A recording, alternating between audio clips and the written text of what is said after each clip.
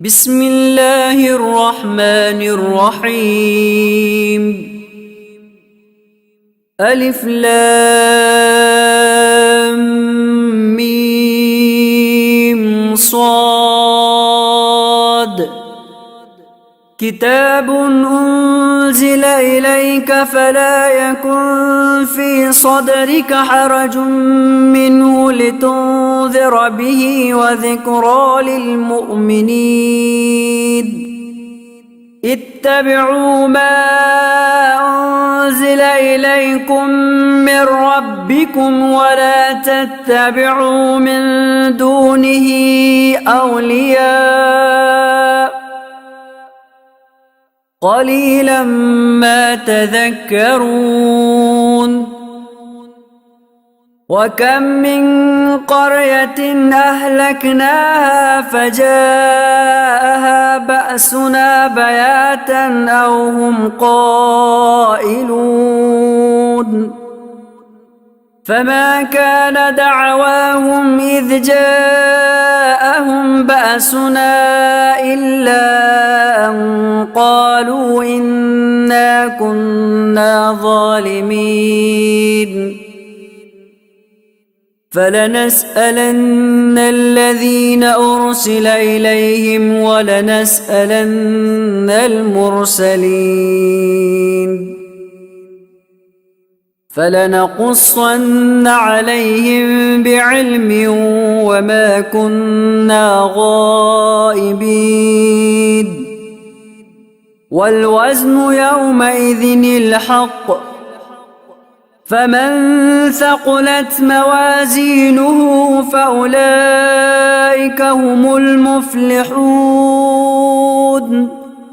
ومن خفت موازينه فأولئك الذين خسروا أنفسهم بما كانوا بآياتنا يظلمون. ولقد مكناكم في الأرض وجعلنا لكم فيها معايش قليلا ما تشكرون. ولقد خلقناكم ثم صورناكم ثم قلنا للملائكة اسجدوا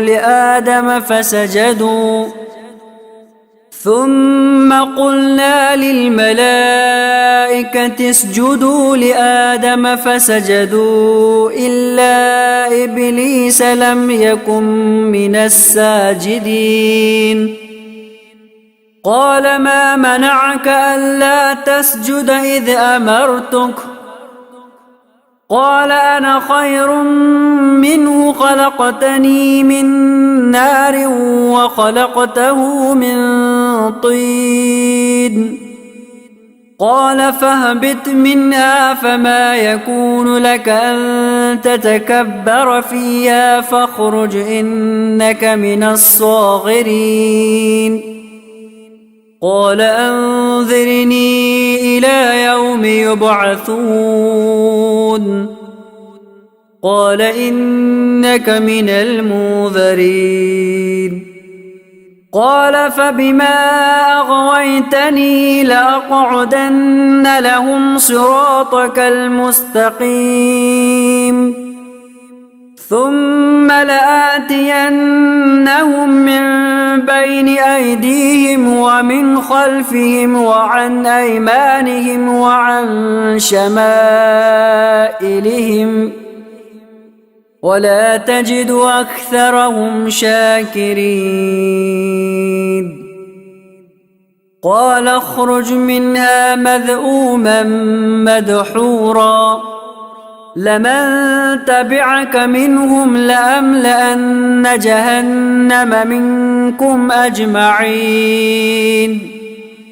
ويا آدم اسكن أنت وزوجك الجنة فكلا من حيث شئتما ولا تقربا هذه الشجرة فتكونا من الظالمين. فوسوس لهما الشيطان ليبدي لهما ما وري عنهما من سوآتهما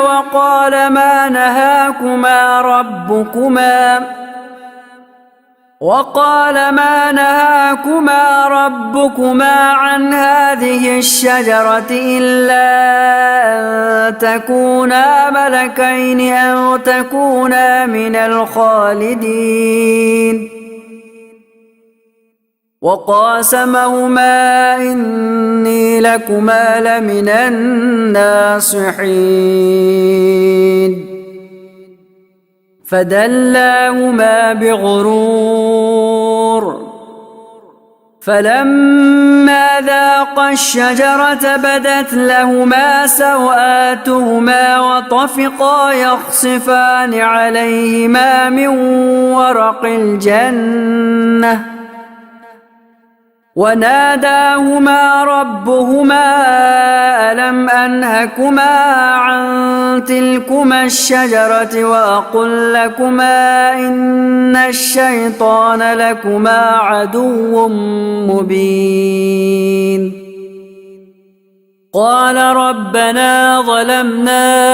أنفسنا وإن لم تغفر لنا وترحمنا لنكونن من الخاسرين قال اهبطوا بعضكم لبعض عدو ولكم في الأرض مستقر ومتاع إلى حين قال فيها تحيون وفيها تموتون ومنها تخرجون يا بني آدم قد أنزلنا عليكم لباسا يواري سوآتكم وريشا ولباس التقوى ذلك خير ذلك من آيات الله لعلهم يذكرون يا بني آدم لا يفتننكم الشيطان كما أخرج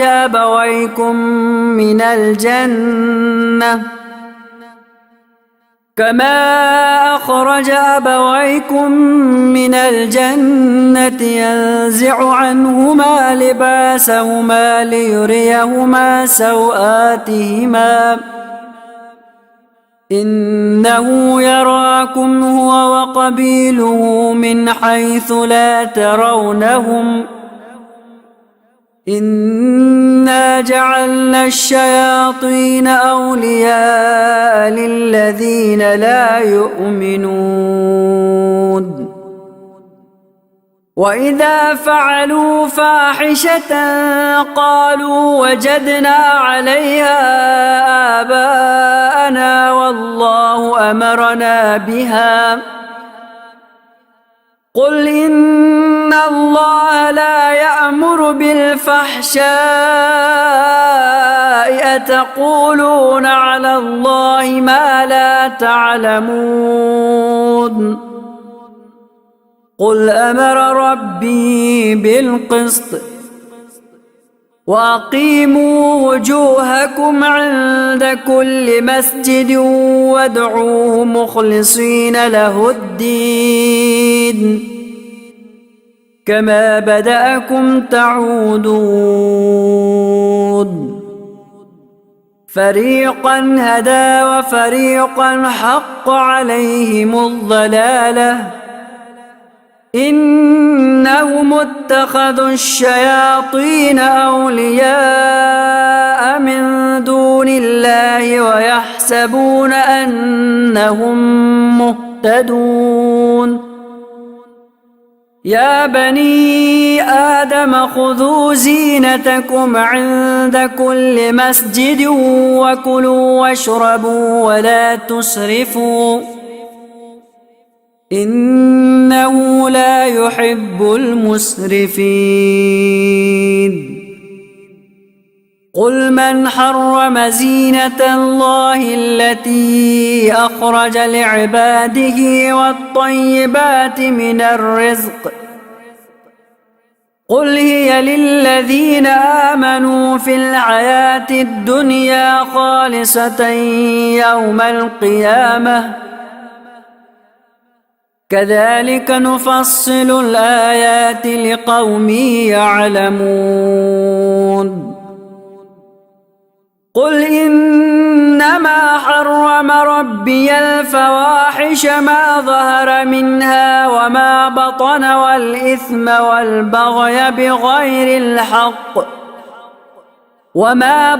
والإثم والبغي بغير الحق وأن تشركوا بالله ما لم ينزل به سلطانا وأن تقولوا على الله ما لا تعلمون ولكل أمة أجل فإذا جاء أجلهم لا يستأخرون ساعة ولا يستقدمون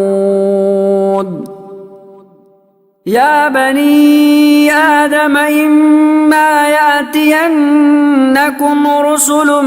منكم يقصون عليكم آياتي فمن اتقى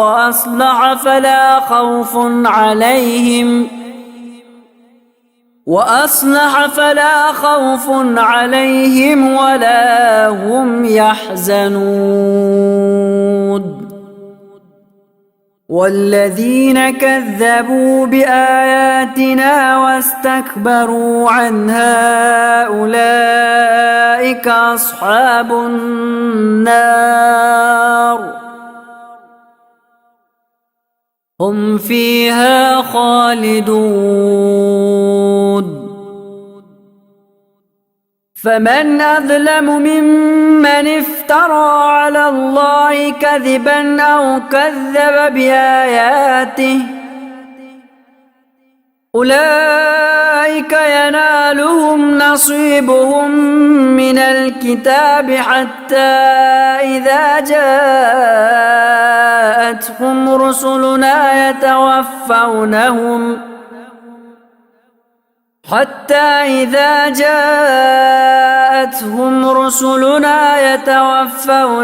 قالوا أين ما كنتم تدعون من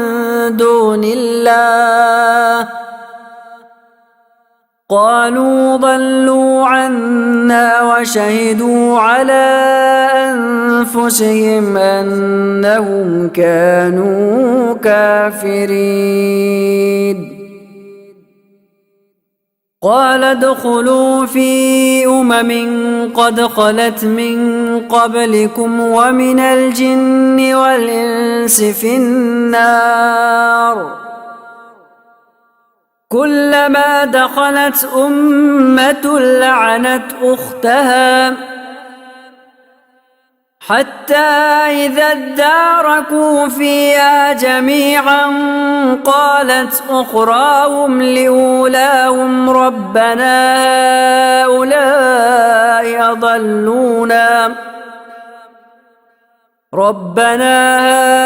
هؤلاء أضلونا فآتهم عذابا ضعفا من النار قال لكل ضعف ولكن لا تعلمون وقالت أولاهم لأخراهم فما كان لكم علينا من فضل فذوقوا العذاب بما كنتم تكسبون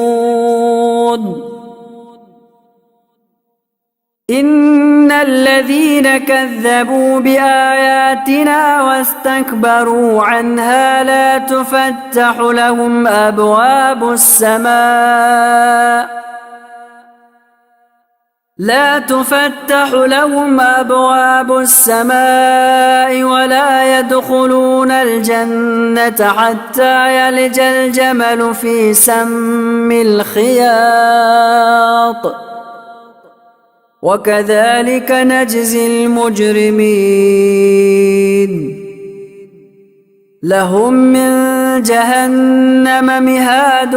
ومن فوقهم غواش وكذلك نجزي الظالمين والذين آمنوا وعملوا الصالحات لا نكلف نفسا إلا وسعها أولئك أصحاب الجنة هم فيها خالدون ونزعنا ما في صدورهم من غل تجري من تحتهم الأنهار وقالوا الحمد لله الذي هدانا لهذا وما كنا لنهتدي لولا أن هدانا الله لقد جاءت رسل ربنا بالحق ونودوا أن تلكم الجنة أورثتموها بما كنتم تعملون ونادى أصحاب الجنة أصحاب النار أن قد وجدنا ما وعدنا ربنا حقا فهل وجدتم ما وعد ربكم حقا قالوا نعم فأذن مؤذن بينهم اللعنة الله على الظالمين الذين يصدون عن سبيل الله ويبغونها عوجا وهم بالآخرة كافرون وبينهما حجاب وعلى الأعراف رجال يعرفون كلا بسيماهم ونادوا أصحاب الجنة أن سلام عليكم لم يدخلوها وهم يطمعون وإذا صرفت أبصارهم تلقاء أصحاب النار قالوا ربنا لا تجعلنا مع القوم الظالمين ونادى أصحاب الأعراف رجالا يعرفونهم بسيماهم قالوا ما أغنى عنكم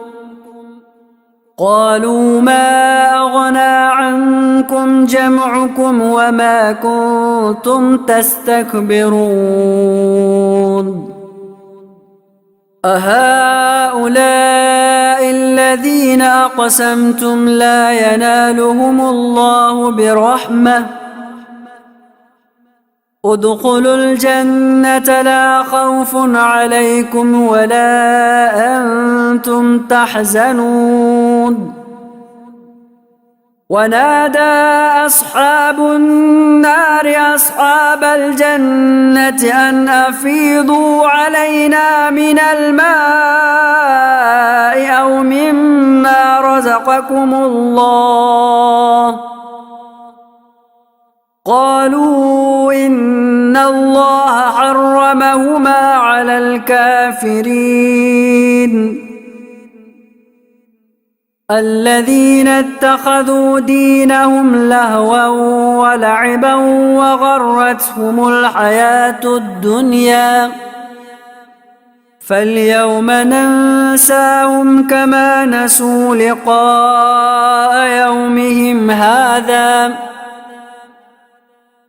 فاليوم ننساهم كما نسوا لقاء يومهم هذا وما كانوا بآياتنا يجحدون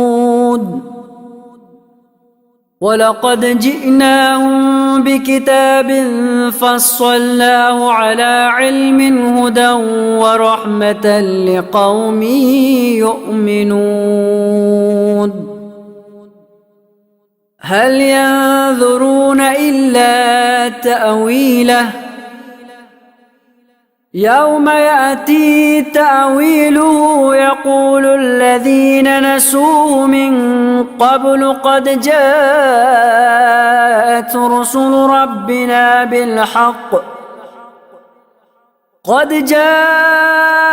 رسل ربنا بالحق فهل لنا من شفعاء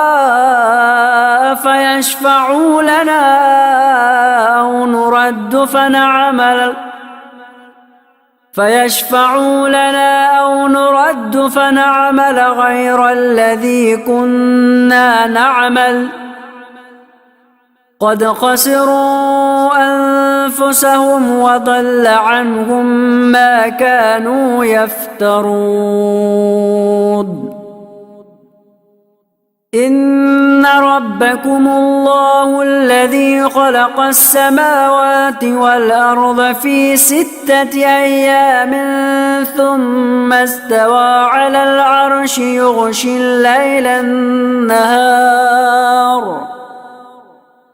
ثم استوى على العرش يغشي الليل النهار يطلبه حثيثا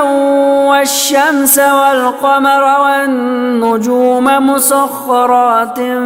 بأمره ألا له الخلق والأمر تبارك الله رب العالمين ادعوا ربكم تضرعا وخفية إنه لا يحب المعتدين ولا تفسدوا في الأرض بعد إصلاحها وادعوه خوفا وطمعا إن رحمة الله قريب من المحسنين وهو الذي يرسل الرياح بشرا بين يدي رحمته حتى إذا أقلت سحابا ثقالا سقناه لبلد ميت فأنزلنا به الماء فأخرجنا به من كل الثمرات كذلك نخرج الموتى لعلكم تذكرون والبلد الطيب يخرج نباته بإذن ربه والذي خبث لا يخرج إلا نكدا كذلك نصرف الآيات لقوم يشكرون لقد أرسلنا نوحا إلى قومه فقال يا قوم اعبدوا الله ما لكم من إله غيره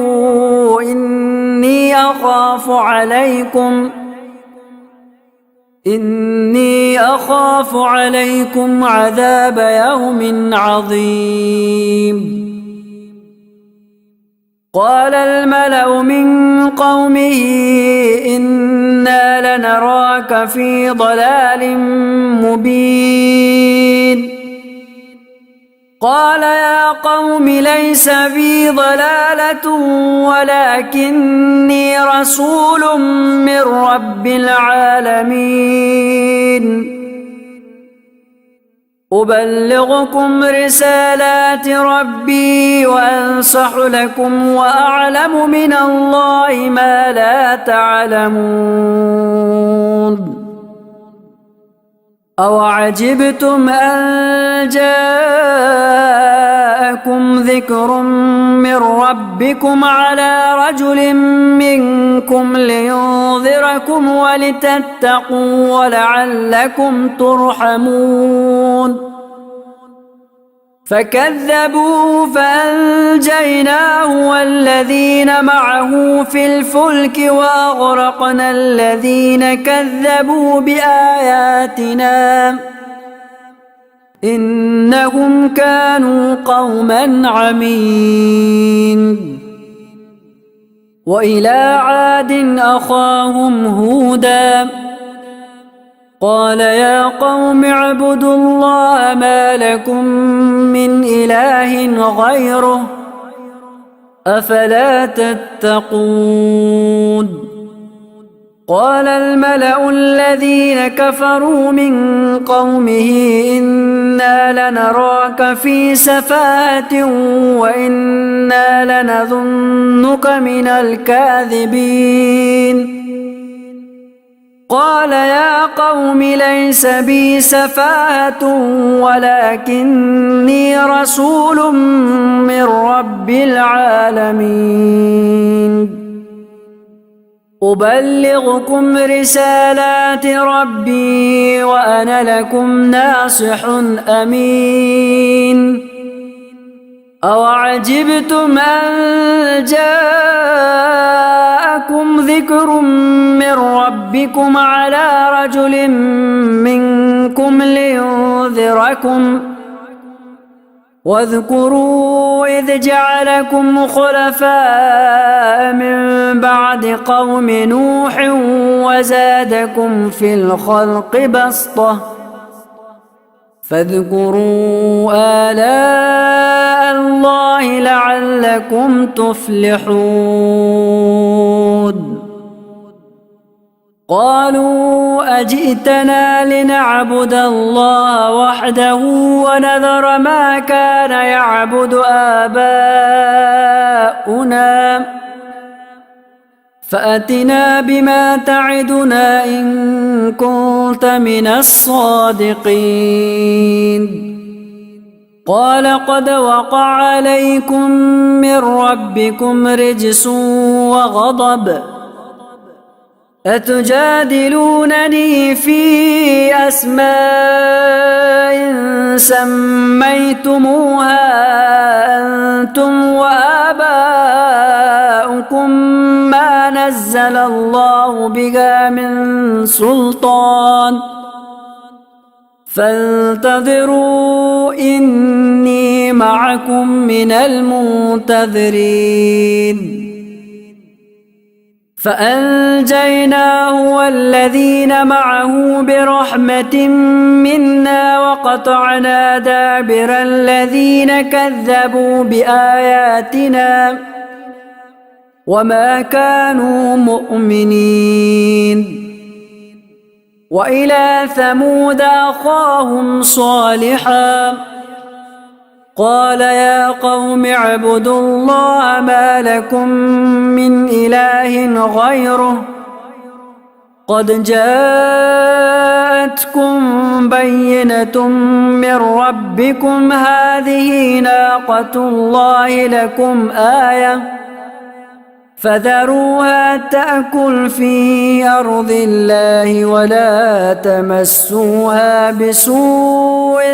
فيأخذكم عذاب أليم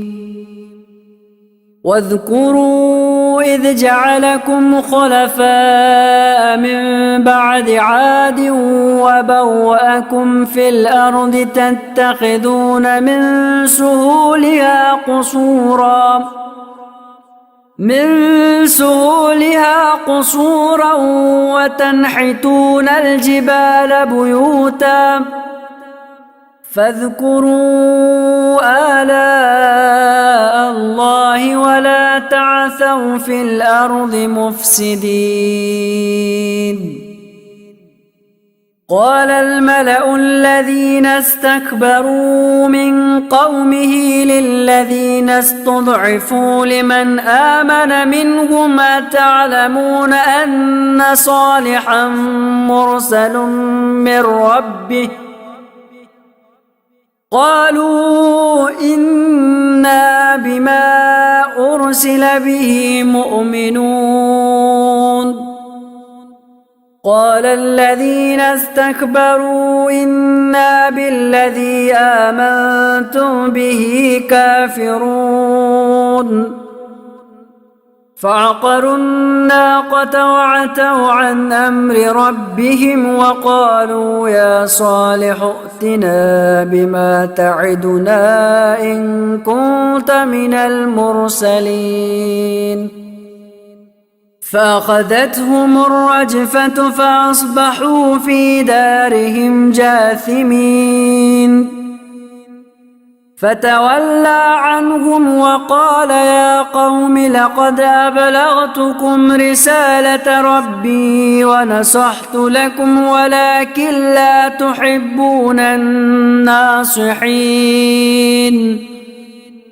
ولوطا إذ قال لقومه أتاتون الفاحشة ما سبقكم بها من أحد من العالمين إنكم لتأتون الرجال شهوة من دون النساء بل أنتم قوم مسرفون وما كان جواب قومه إلا أن قالوا أخرجوهم من قريتكم إنهم أناس يتطهرون فأنجيناه وأهله إلا امرأته كانت من الغابرين وأمطرنا عليهم مطرا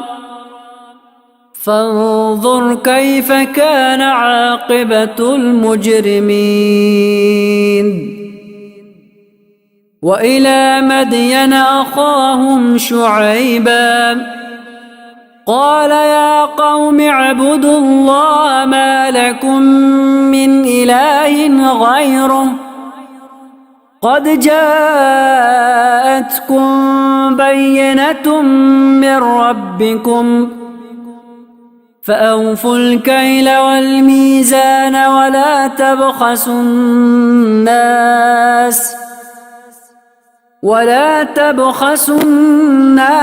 أشياءهم ولا تفسدوا في الأرض بعد إصلاحها ذلكم خير لكم إن كنتم مؤمنين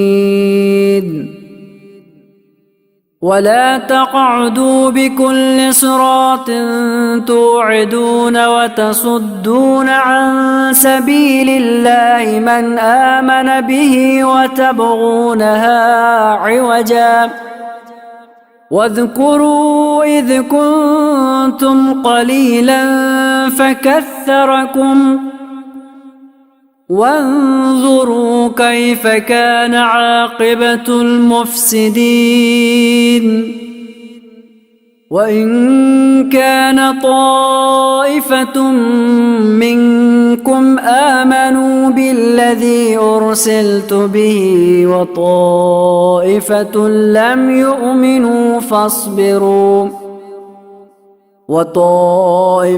لم يؤمنوا فاصبروا حتى يحكم الله بيننا وهو خير الحاكمين قال الملأ الذين استكبروا من قومه لنخرجنك يا شعيب والذين آمنوا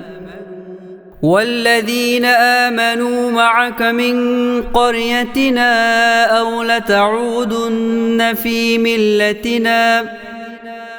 قال أولو كنا كارهين قد افترينا على الله كذبا إن عدنا في ملتكم بعد إذ نجانا الله منها وما يكون لنا أن نعود فيها إلا أن يشاء الله ربنا وسع ربنا كل شيء علما على الله توكلنا ربنا افتح بيننا وبين قومنا بالحق وأنت خير الفاتحين وقال الملأ الذين كفروا من قومه لئن اتبعتم شعيبا إنكم إذا لخاسرون فأخذتهم الرجفة فأصبحوا في دارهم جاثمين الذين كذبوا شعيبا كأن لم يغنوا فيها الذين كذبوا شعيبا كانوا هم الخاسرين فتولى عنهم وقال يا قوم لقد أبلغتكم رسالات ربي ونصحت لكم فكيف آسى على قوم كافرين وما أرسلنا في قرية من نبي إلا أخذنا أهلها بالبأساء والضراء لعلهم يضرعون ثم بدلنا مكان السيئة الحسنة حتى عفوا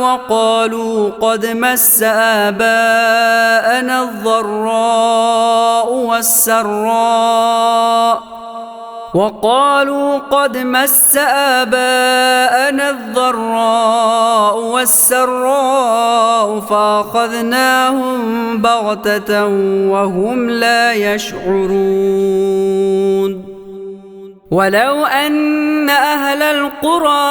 آمنوا واتقوا لفتحنا عليهم بركات من السماء والأرض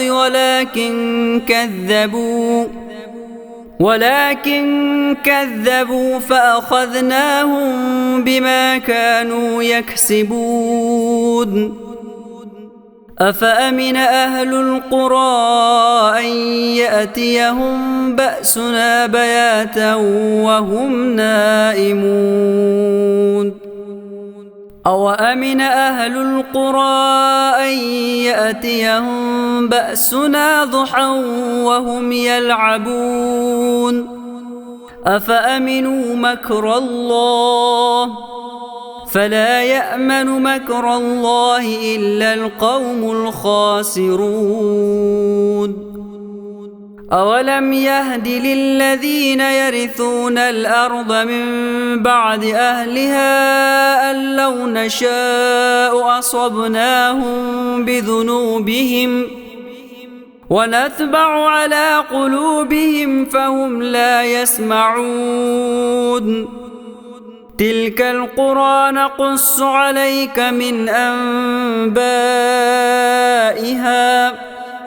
ولقد جاءتهم رسلهم بالبينات فما كانوا ليؤمنوا بما كذبوا من قبل كذلك يتبع الله على قلوب الكافرين وما وجدنا لأكثرهم من عهد وإن وجدنا أكثرهم لفاسقين ثم بعثنا من بعدهم موسى بآياتنا إلى فرعون وملئه فظلموا بها فانظر كيف كان عاقبة المفسدين وقال موسى يا فرعون إني رسول من رب العالمين حقيق على ألا أقول على الله إلا الحق قد جئتكم ببينة من ربكم فأرسل معي بني إسرائيل قال إن كنت جئت بآية فأت بها إن كنت من الصادقين فألقى عصاه فإذا هي ثعبان مبين ونزع يده فإذا هي بيضاء للناظرين قال الملأ من قوم فرعون إن هذا لساحر عليم يريد أن يخرجكم من أرضكم فماذا تأمرون قالوا أرجه وأخاه وأرسل في المدائن حاشرين يأتوك بكل ساحر عليم وجاء السحرة فرعون قالوا إن لنا لأجرا إن كنا نحن الغالبين قال نعم وإنكم لمن المقربين قالوا يا موسى إما أن تلقي وإما أن نكون نحن الملقين قال ألقوا فلما ألقوا سحروا أعين الناس واسترهبوهم وجاءوا بسحر عظيم وأوحينا إلى موسى أن ألق عصاك فإذا هي تلقف ما يأفكون فوقع الحق وبطل ما كانوا يعملون فغلبوا هنالك وانقلبوا صاغرين وألقي السحرة ساجدين قالوا آمنا برب العالمين رب موسى وهارون قال فرعون آمنتم به قبل أن آذن لكم إن هذا لمكر مكرتموه في المدينة لتخرجوا منها أهلها فسوف تعلمون لأقطعن أيديكم وأرجلكم من خلاف ثم لأصلبنكم أجمعين قالوا إنا إلى ربنا منقلبون وما تنقم منا إلا أن آمنا بآيات ربنا لما جاءتنا ربنا أفرغ علينا صبرا وتوفنا مسلمين وقال الملأ من قوم فرعون أتذر موسى وقومه ليفسدوا في الأرض ويذرك وآلهتك قال سنقتل أبناءهم ونستحيي نساءهم وإنا فوقهم قاهرون قال موسى لقومه استعينوا بالله واصبروا إن الأرض لله يورثها من يشاء من عباده والعاقبة للمتقين قالوا أوذينا من قبل أن تأتينا ومن بعد ما جئتنا قال عسى ربكم أن يهلك عدوكم ويستخلفكم في الأرض فينظر كيف تعملون ولقد أخذنا آل فرعون بالسنين ونقص من الثمرات لعلهم يذكرون فإذا جاءتهم الحسنة قالوا لنا هذه وإن تصبهم سيئة يطيروا بموسى ومن معه ألا إنما طائرهم عند الله ولكن أكثرهم لا يعلمون وقالوا مهما تأتنا به من آية لتسحرنا بها فما نحن لك بمؤمنين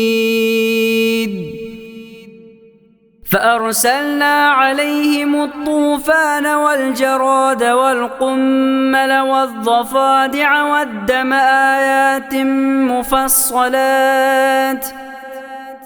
والدم آيات مفصلات فاستكبروا وكانوا قوما مجرمين ولما وقع عليهم الرجز قالوا يا موسى ادع لنا ربك بما عهد عندك لئن كشفت عنا الرجز لنؤمنن لك ولنرسلن معك بني إسرائيل فلما كشفنا عنهم الرجز إلى أجل هم بالغوه إذا هم ينكثون فانتقمنا منهم فأغرقناهم في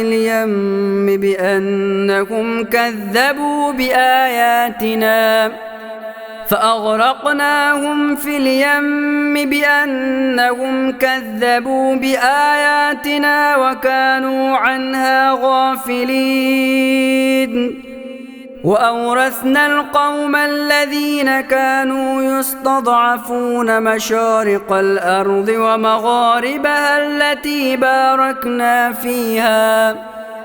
وتمت كلمة ربك الحسنى على بني إسرائيل بما صبروا ودمرنا ما كان يصنع فرعون وقومه وما كانوا يعرشون وجاوزنا ببني إسرائيل البحر فأتوا على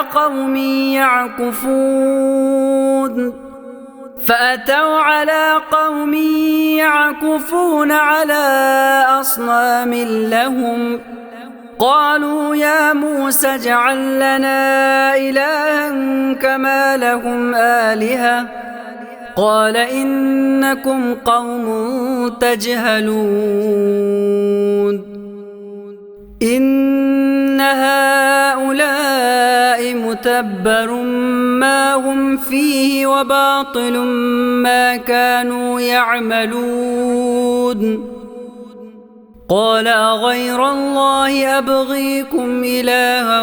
وهو فضلكم على العالمين وإذ أنجيناكم من آل فرعون يسومونكم سوء العذاب يقتلون أبناءكم ويستحيون نساءكم وفي ذلكم بلاء من ربكم عظيم وواعدنا موسى 30 ليلة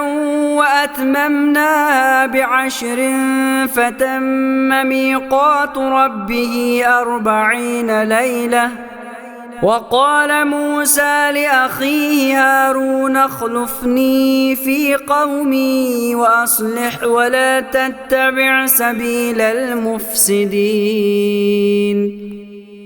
ولما جاء موسى لميقاتنا وكلمه ربه قال رب أرني أنظر إليك قال لن تراني ولكن انظر إلى الجبل فإن استقر مكانه فسوف تراني. فلما تجلى ربه للجبل جعله دكا وخر موسى صعقا. فلما أفاق قال سبحانك تبت إليك وأنا أول المؤمنين. قال يا موسى إني اصطفيتك على الناس برسالاتي وبكلامي فخذ ما آتيتك وكن من الشاكرين. وكتبنا له في الألواح من كل شيء موعظة وتفصيلا لكل شيء فخذها بقوة وأمر قومك يأخذوا بأحسنها سأريكم دار الفاسقين.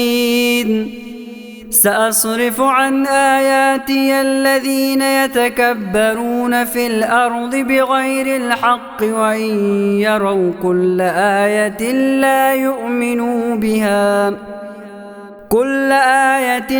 يؤمنوا بها وإن يروا سبيل الرشد لا يتخذوه سبيلا وإن يروا سبيل الغي يتخذوه سبيلا. ذلك بأنهم كذبوا بآياتنا وكانوا عنها غافلين. والذين كذبوا بآياتنا ولقاء الآخرة حبطت أعمالهم هل يجزون إلا ما كانوا يعملون. واتخذ قوم موسى من بعده من حليهم عجلا جسدا له خوار ألم يروا أنه لا يكلمهم ولا يهديهم سبيلا اتخذوه وكانوا ظالمين. ولما سقط في أيديهم ورأوا أنهم قد ضلوا قالوا لئن لم يرحمنا ربنا ويغفر لنا لنكونن من الخاسرين. ولما رجع موسى إلى قومه غضبان أسفا قال بئس ما خلفتموني من بعدي أعجلتم أمر ربكم. وألقى الألواح وأخذ برأس أخيه يجره إليه قال ابن أم إن القوم استضعفوني وكادوا يقتلونني فلا تشمت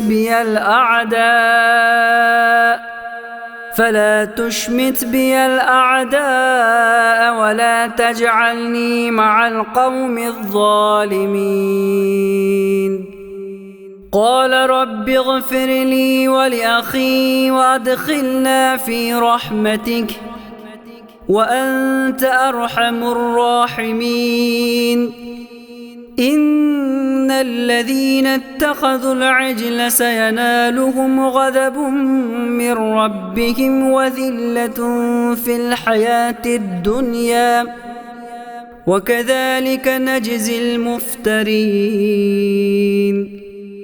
والذين عملوا السيئات ثم تابوا من بعدها وآمنوا إن ربك من بعدها لغفور رحيم.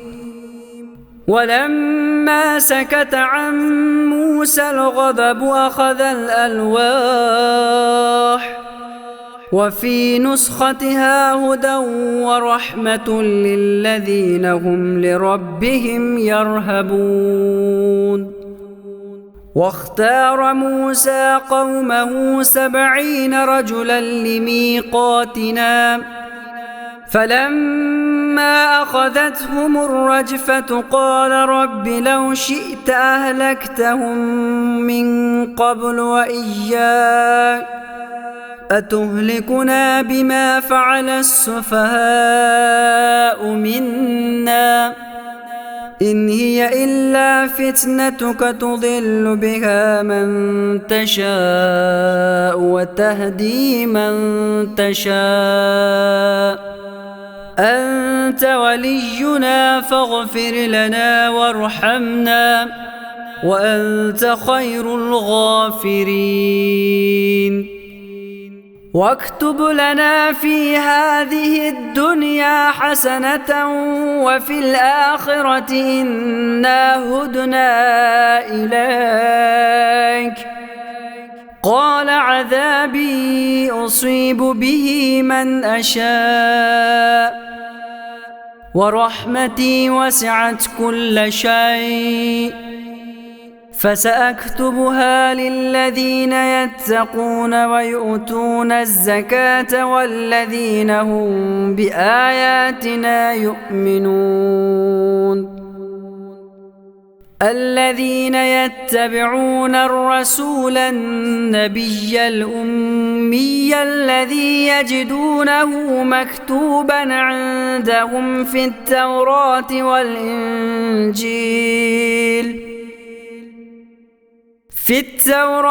والإنجيل يأمرهم بالمعروف وينهاهم عن المنكر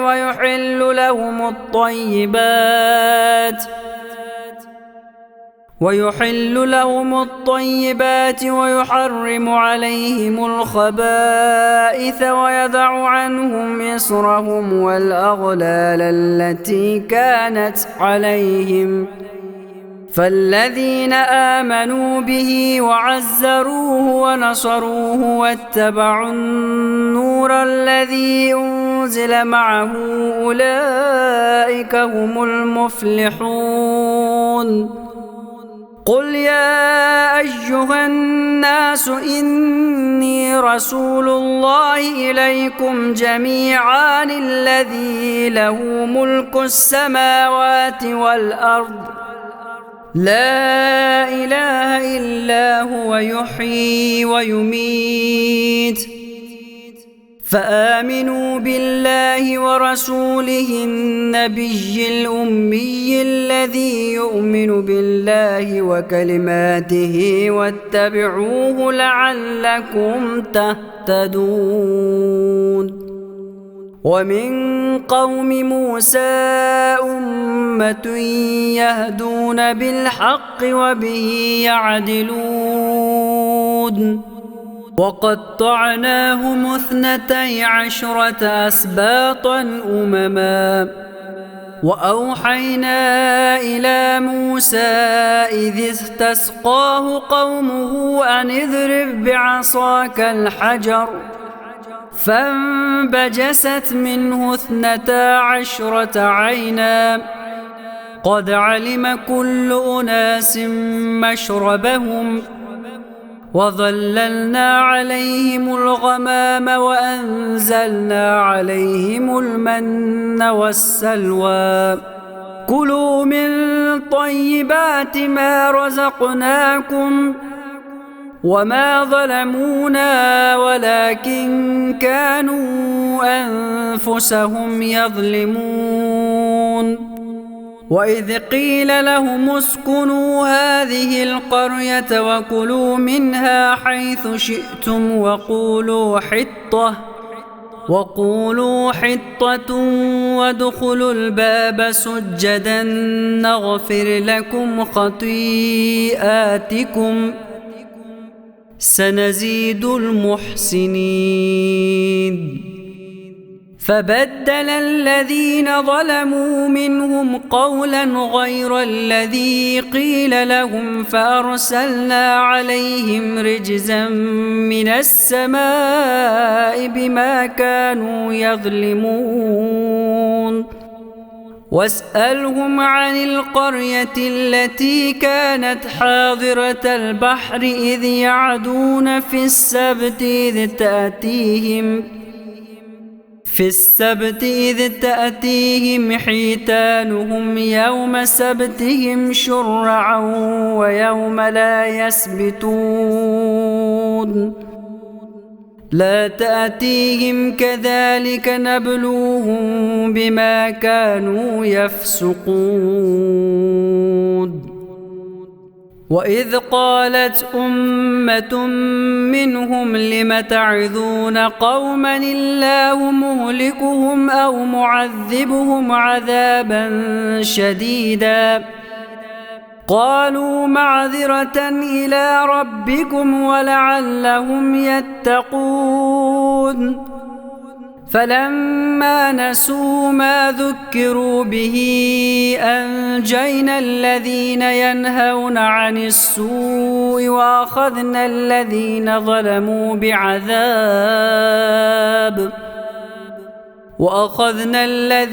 ظلموا بعذاب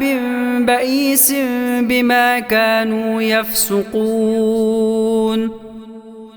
فلما عتوا عما نهوا عنه قلنا لهم كونوا قردة خاسئين. وإذ تأذن ربك ليبعثن عليهم إلى يوم القيامة من يسومهم سوء العذاب إن ربك لسريع العقاب وإنه لغفور رحيم. وقطعناهم في الأرض أمما منهم الصالحون ومنهم دون ذلك وبلوناهم بالحسنات والسيئات لعلهم يرجعون. فخلف من بعدهم خلف ورثوا الكتاب يأخذون عرض هذا الأدنى ويقولون سيغفر لنا وإن يأتهم عرض مثله يأخذوه ألم يؤخذ عليهم ميثاق الكتاب ألا يقولوا على الله إلا الحق ودرسوا ما فيه والدار الآخرة خير للذين يتقون أفلا تعقلون. والذين يمسكون بالكتاب وأقاموا الصلاة إنا لا نضيع أجر المصلحين. وإذ نتقنا الجبل فوقهم كأنه ذلة وظنوا أنه واقع بهم خذوا ما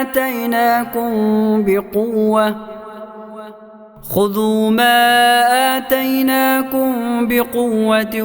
واذكروا ما فيه لعلكم تتقون. وإذ أخذ ربك من بني آدم من ظهورهم ذريتهم وأشهدهم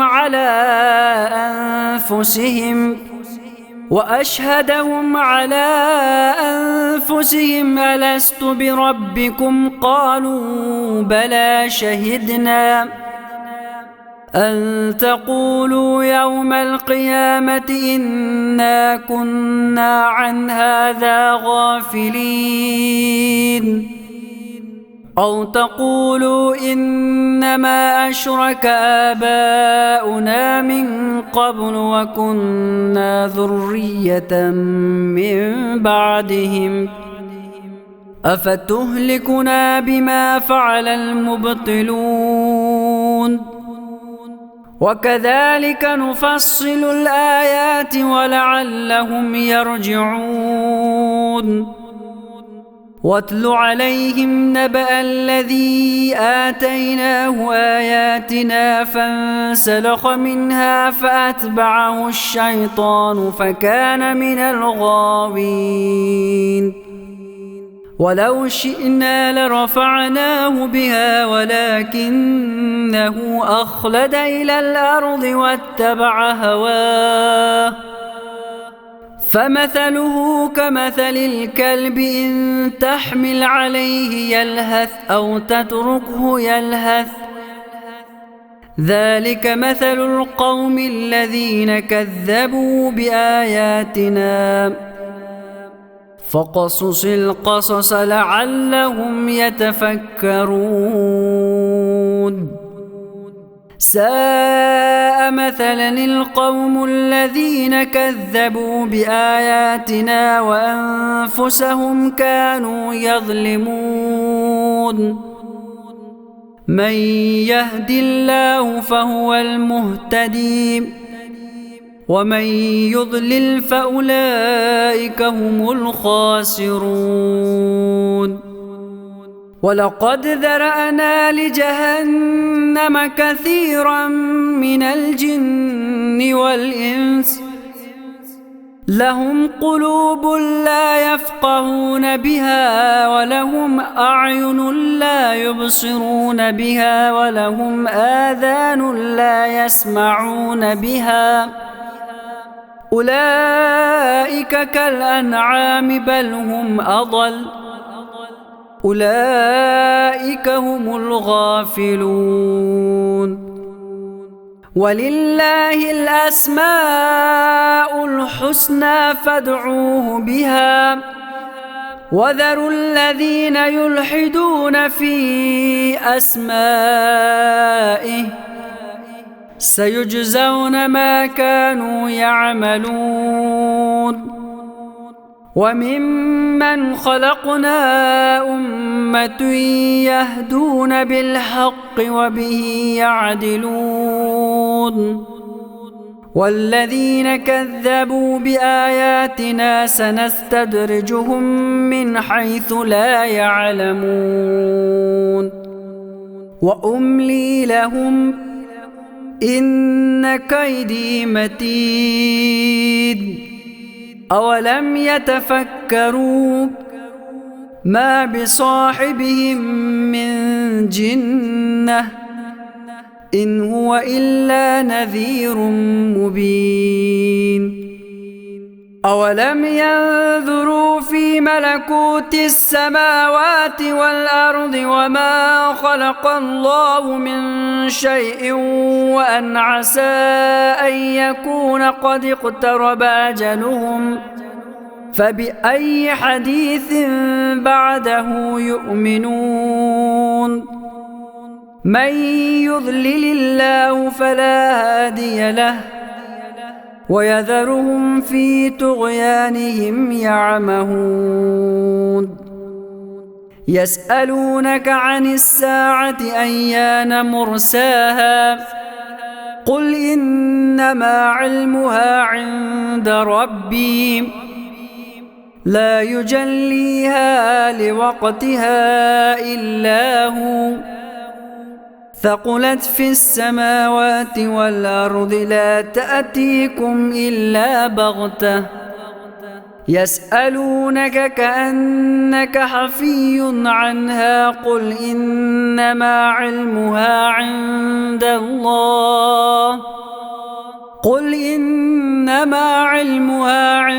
الله ولكن أكثر الناس لا يعلمون قل لا أملك لنفسي نفعا ولا ضرا إلا ما شاء الله ولو كنت أعلم الغيب لاستكثرت من الخير وما مسني السوء إن أنا إلا نذير وبشير لقوم يؤمنون هو الذي خلقكم من نفس واحدة وجعل منها زوجها ليسكن إليها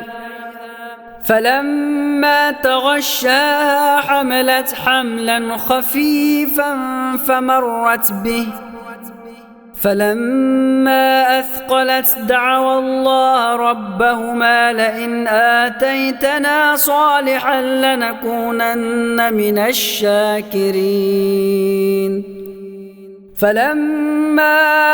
آتاهما صالحا جعلا له شركاء فيما آتاهما فتعالى الله عما يشركون أيشركون ما لا يخلق شيئا وهم يخلقون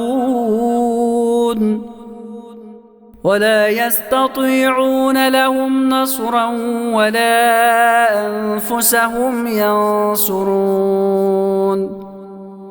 وإن تدعوهم إلى الهدى لا يتبعوكم سواء عليكم أدعوتموهم أم أنتم صامتون إن الذين تدعون من دون الله عباد أمثالكم فادعوهم فليستجيبوا لكم إن كنتم صادقين ألهم أرجل يمشون بها أم لهم أيدي يبطشون بها أم لهم أعين يبصرون بها أم لهم آذان يسمعون بها قل ادعوا شركاءكم ثم كيدون فلا تنظرون إن وليي الله الذي نزل الكتاب وهو يتولى الصالحين والذين تدعون من دونه لا يستطيعون نصركم ولا أنفسهم ينصرون وإن تدعوهم إلى الهدى لا يسمعون وتراهم ينظرون إليك وهم لا يبصرون خذ العفو وأمر بالعرف وأعرض عن الجاهلين وإما ينزغنك من الشيطان نزغ فاستعذ بالله إنه سميع عليم إن الذين اتقوا إذا مسهم طائف من الشيطان تذكروا فإذا هم مبصرون وإخوانهم يمدونهم في الغي ثم لا يقصرون وإذا لم تأتهم بآية قالوا لولا اجتبيتها